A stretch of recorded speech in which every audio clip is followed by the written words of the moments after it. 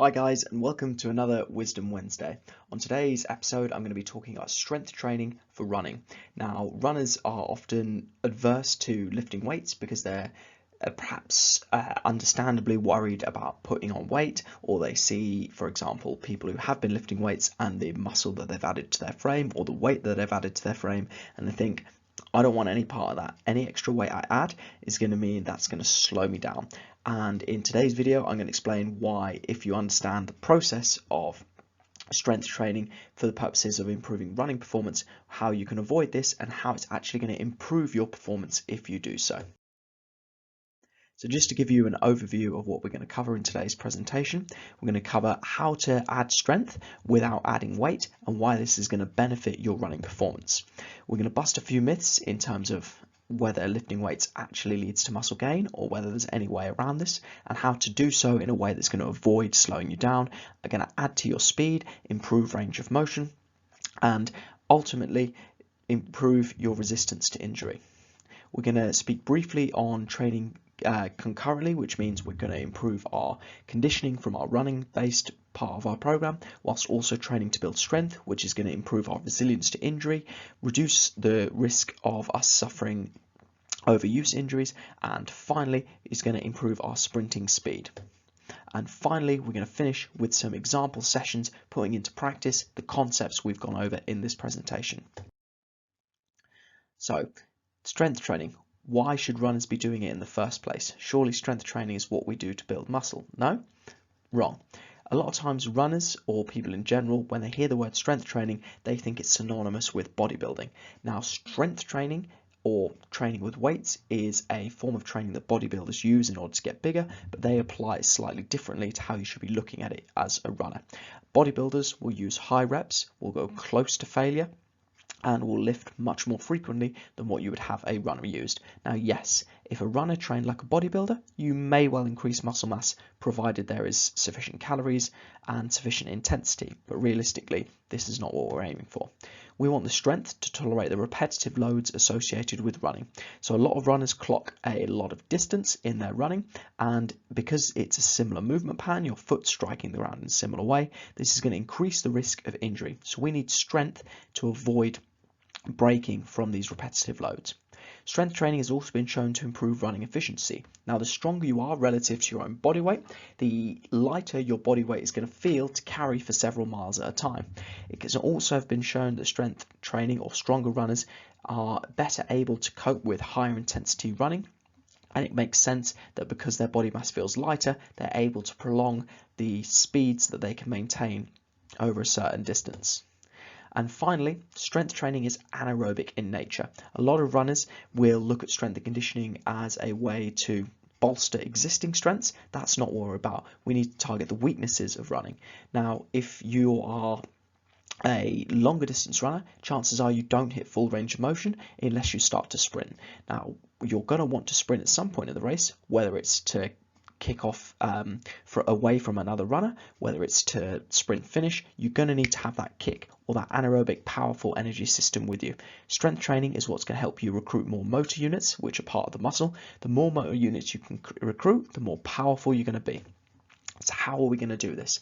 I'm going to present later in the presentation my model for improving running performance, but it starts with gaining basic competency over full range movements. When we're looking to improve running performance, we're looking to train movements, not necessarily individual muscles. The movements that we're going to train are squat pattern, because we're looking at a triple flexion, so knees, hips and ankles go from a bent to a straight position. We're looking to train hip hinge patterns, so the ability to hinge our hips and use the powerful muscles of the glutes and hamstrings whilst avoiding rounding our spine. We're also looking to get familiar and confident with single leg work, since most of running is done in a single leg stance. Once we've gained competency and movement quality, so we've got mobility and stability with these key movement patterns, we're then going to look to improve capacity of muscle groups that are heavily loaded with running. So calves, glutes, hamstrings, and even we're not going to neglect the upper body, and we're still going to want to develop strength in upper body pushing and pulling patterns.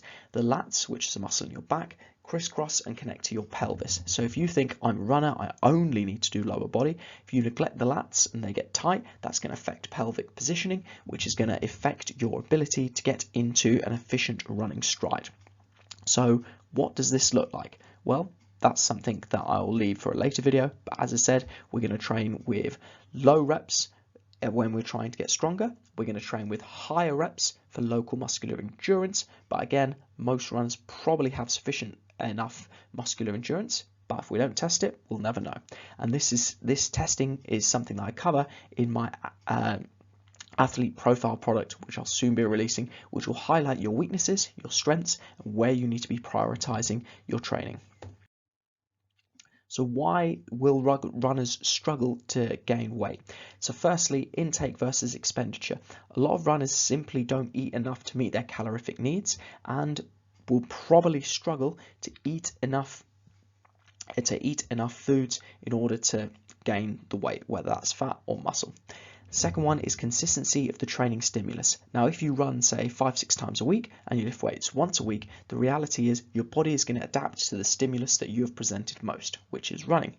And finally, they're not strong enough to take advantage of one of the principles of hypertrophy, which is mechanical tension. Mechanical tension is simply how much load can you lift. Now, don't confuse this with thinking, oh, I can only lift so much, otherwise I'll get too big.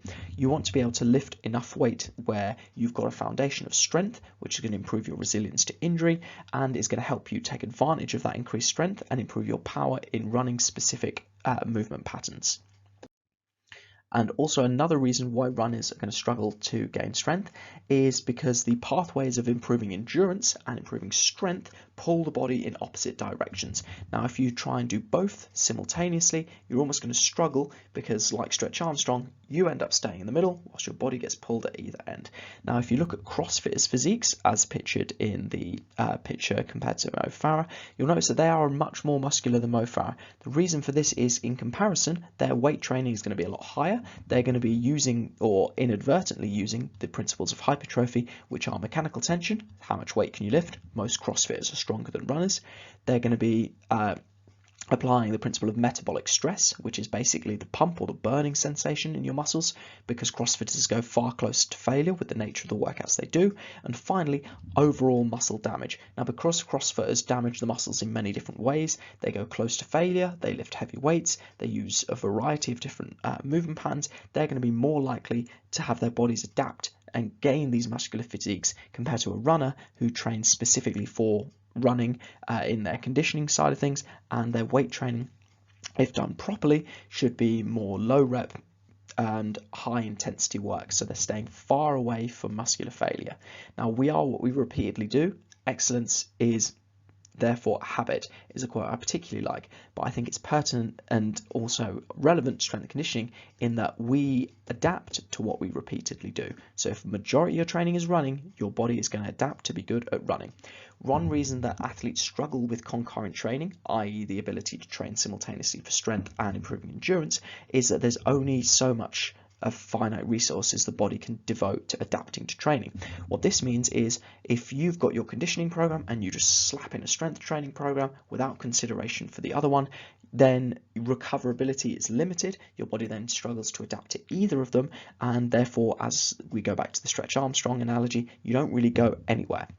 For me, if you're a runner, if you're strength training 1 to 2 times a week, that's perfectly fine. And another thing to think about is what we're defining as strength training. A lot of what runners should be doing in the gym probably just looks more like movement training. So they're learning the movement patterns of how to squat, how to lunge, how to hip hinge. And in time, then they can load it and get stronger. But the reality is that strength training, if we consider it by textbook definition, 1 to 5 reps, 85% of our 1RM and above, most runners aren't actually hitting these sort of intensities. And again, concurrent training could be a video in itself, so I'm not going to dive too far into that for the purpose of keeping this video brief, but if it's something you're interested in, drop me a message and I'll create the content. Finally, strength training in terms of injury risk. So this is a beautiful study that I like, which for me sums up why runners should be strength training. If you've got the calf muscles, especially the soleus, encountering up to 8 times body weight in force, you're never going to get anywhere near that in the gym. So the reality is running potentially is more of an injury risk than strength training. Providing your technique is on point and you're working with a coach, you're going to be fine. But if you're not strength training at all, then you're going to leave yourself at risk for not just these overuse injury patterns, but from the fact that the body is simply going to break down. And interestingly enough, if you look at the research papers, which I'm happy to send to anyone, the injury risk in weightlifting and powerlifting is much, much lower, typically because it's a controlled movement pattern and because you are dictating exactly how much weight you put on the bar, how many times you lift it, how often you lift it. In running, you can't exactly say to the person who's running fast and you, oh, do you mind slowing down because this intensity is too much? So you can see why it's easier and more likely that you're going to get injured from running and no strength training than if, for example, you run and you have a bit of strength training to improve your body's ability to tolerate these loads. So here is what I think training should look like. You need a base of movement quality. So this is mobility and stability in single leg patterns, squat patterns, lunging patterns, hip hinge patterns. By having that base, you can then, once you've got a base of movement quality, you can begin to look at movement capacity. So this is local muscular endurance of the muscles that are going to get particularly stressed during running. So your calves, your hips, your hamstrings, all the muscles of the lower body, we want to ensure they have the capacity to tolerate repetitive loading. So this is going to be low load, high rep type work. So stuff like calf raises, hamstring bridges, going to work perfectly here. Glute bridges also pretty nice. The muscles and connective tissue are going to respond well to high volumes and low intensity of work, so the prescription of your capacity exercises needs to reflect this. In my athlete profiling system, I go through how to assess movement capacity for each of these key muscle groups and how you can decide whether the capacity is sufficient and you need to prioritize, say, strength and power training, or whether you're going to get the biggest return on your investment from prioritizing movement capacity. Finally, once we've got a base of movement capacity, and we can then look at strength and power training. Now, as I mentioned earlier, a lot of runners' strength training isn't really strength training because the intensities are so low. If you can't tolerate your own body weight in something like a calf raise, there's very little point trying to strengthen that calf in a 1 to 5 rep range using heavier loads. So that's why an assessment is critical to finding out where you need to be prioritizing your training. And penultimately, strength and power. This is when we're looking to increase motor unit recruitment. Your muscles are made of motor units. The more of the stronger you are, the more motor units you can activate. The analogy I like to give is with strength training. If you are an employer, you are looking at employing as many of these motor units as possible. When it comes to power training, we're looking at how quickly you can recruit these motor units or these employees and getting the best motor units or the best employees for the job. So you want to be something like an Amazon of the running world, where you've got thousands of employees and you can pick the best ones for the job, versus being, say, a corner shop where you've got 1 or 2 employees. They're not really the best for the job and you're stuck with what you've got. By having a base of movement quality, strength and power, we can bring in as many motor units within the muscle for the job. We can also select the best ones with the right timing to fire as explosively as possible.